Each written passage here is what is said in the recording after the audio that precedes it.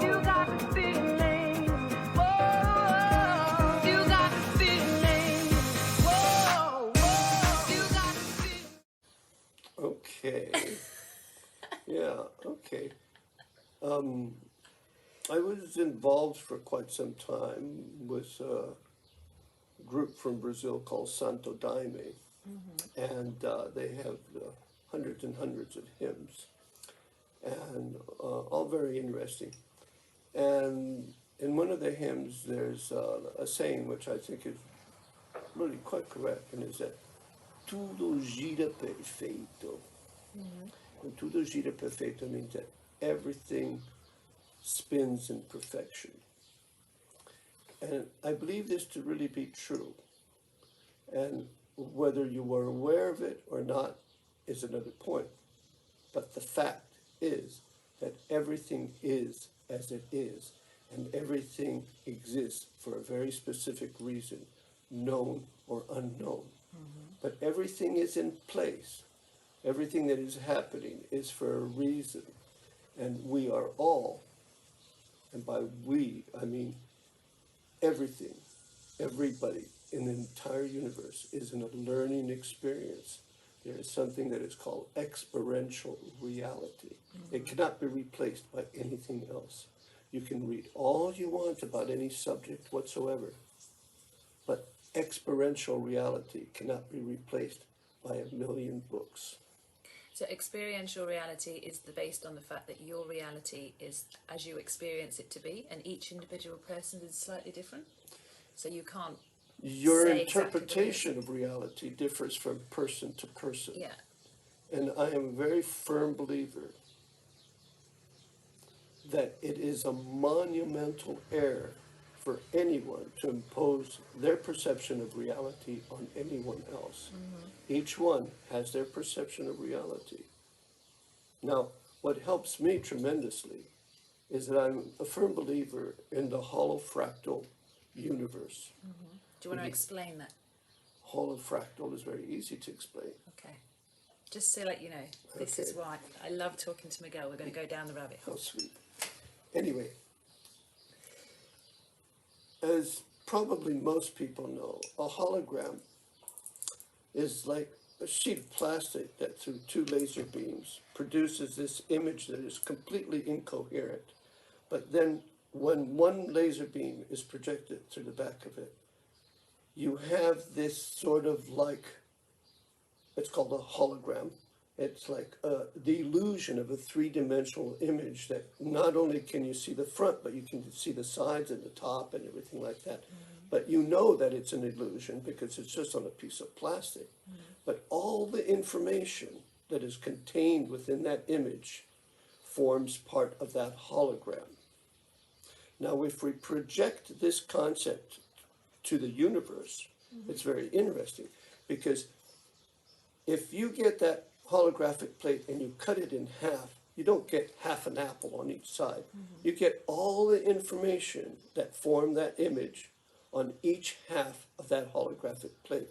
And if you cut it in half and you cut it in half and you cut it in half and you keep cutting it down and down to the point of a grain of sand, all the information that formed that image is in that grain of sand. So this is the holographic universe that we believe. So if you think of the holographic universe, Yeah.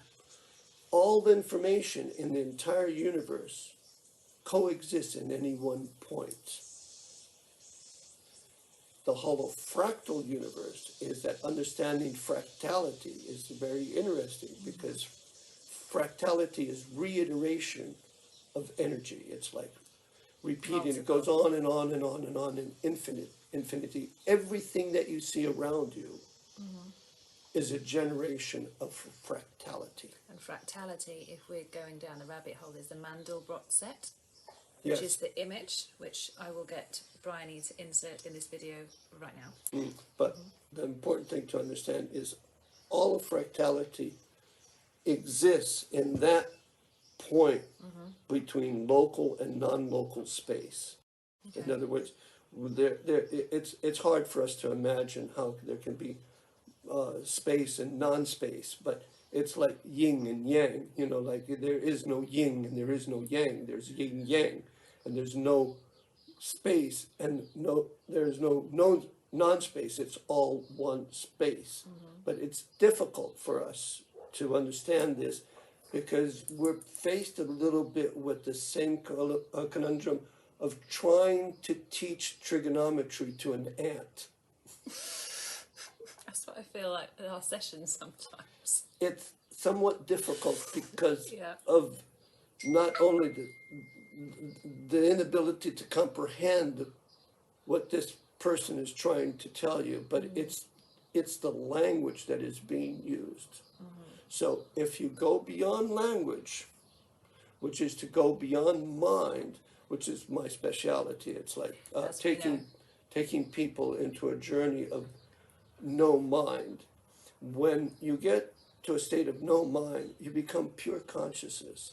And the experiential reality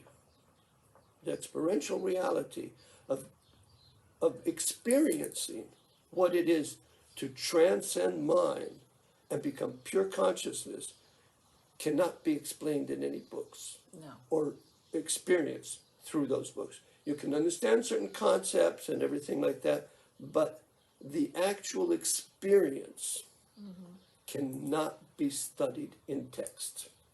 It's beyond what's This is why science is so. This is why science is so limiting, because they only make devices to do a scientific analysis based on what we think we know already. So we can't assess something or go into deeper science when we can't use any kind of devices to measure it, because we can't measure it unless we're there and having the experience. So Well, it's very limiting. Eventually what scientists find out is that they've been wrong many All times. of them. But a good deal of it, not all, yes, because they're very limited in their concepts. They're concepts that are working concepts, you know, like allotropic medicine is full of errors. You know, I don't think medical schools really understand the human body because Do you want to they explain view what it. holotropic medicine is just before? Just some people might not know. Yeah, and so like if you understand the body from beyond what you see, you know, you start to begin to understand. And there's a little tidbit of information that I don't know how accurate it is, but it's like it's a good analogy of the possibility that the situation is true, and that is that someone calculated that 1/10 of 1/1000th of the energy field that we form part of is called visible light. You know, think about that, because I mean everything that you see is like visible light, and when you get down to it, you know, and you say 1/10 of 1/1000th of what I see is what I'm seeing. So what's all the rest of it? Where You know, everything and else? so then you take some psilocybin mushrooms and you see maybe like 2/10, and then you say, oh my God, I'm hallucinating. You know, for me, hallucination is like normal reality. As you can see, I love going down these rabbit holes. This is the first of many that I'm going to do while I'm here in Ibiza. But I think we'll leave it there for this morning. That was quite a good discussion. Okay, if you think so. Yeah. It's just a point of view.